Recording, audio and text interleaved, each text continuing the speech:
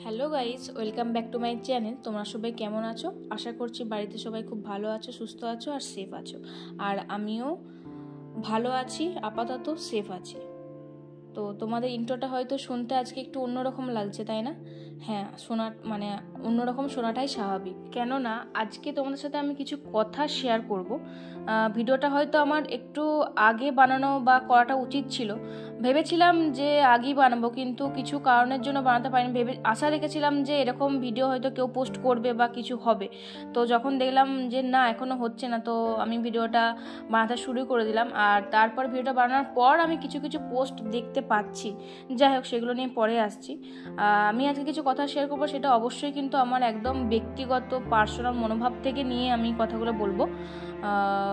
তো এই যে আরজি করের যে ঘটনাটা ঘটেছে, যে জঘন্য একটা ঘটনা ঘটেছে, মৌমিতা দিদিকে যে ধর্ষণ করে খুন করা হয়েছে, এই যে জঘন্য ঘটনাটা নিয়ে মানে কি বলবো, মানে কিছু ভাষা নেই। তাও আমাদের কাছে বা মেয়েদের কাছে বা বাবা মায়ের কাছে এটা খুবই একটা দুঃখজনক ব্যাপার।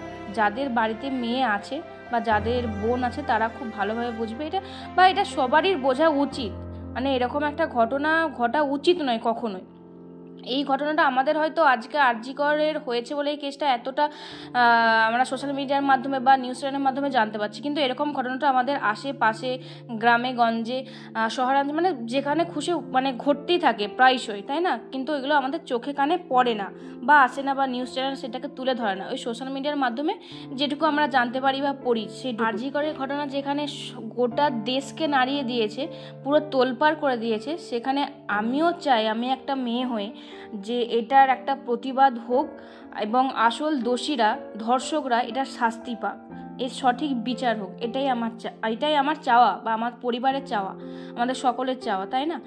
আমার হোয়াটসঅ্যাপ, ফেসবুক যত বন্ধু বান্ধবীরা আছে, দাদা দিদিরা আছো, কতুলপুর সংলগ্ন সকলকে আমি বলছি, বাড়ির মানে সবাই এসো, একটা আন্দোলন গড়ে তুলো বা একটা আওয়াজ তুলো। অন্তত যদি কেউ রাস্তায় নামতে না পারো, মিছিল করতে না পারো, অন্তত একটা আওয়াজ তুলো। সবাই হয়তো মিছিলে তো যোগদান নাও দিতে পারে, আন্দোলনের রাস্তায় সামিল না হতে পারে, কিন্তু এই সোশ্যাল মিডিয়া তো আছে, আমরা সোশ্যাল মিডিয়ার মাধ্যমে আওয়াজ তুলি। আমরা মানে এই প্রতিবাদটা আমরা জারি রাখি। কিন্তু আমাদেরকে মেন কথা, আমাদের এই প্রতিবাদটা জারি রাখতে হবে যতদিন না পর্যন্ত ধর্ষকরা, খুনিরা সঠিক শাস্তি না পাচ্ছে। তো আমি এই কথাটাই বলবো, আজ প্রতিবাদ না করলে আর কবে করব? একবার ভেবে দেখো তো, আজ যেটা এক মায়ের কন্যা সন্তানের প্রতি ঘটছে, সেটা তো কাল আমার তোমার সাথেও ঘটতে পারে, তাই না? তো আমার এটুকুই বলার ছিল। তোমাদের এই বিষয়ে কি মতামত অবশ্যই আমাকে জানাবে। আমরা সবাই চাই এর সঠিক বিচার হোক, আমরা সঠিক বিচার চাই আর দোষীরা সঠিক শাস্তি পাক।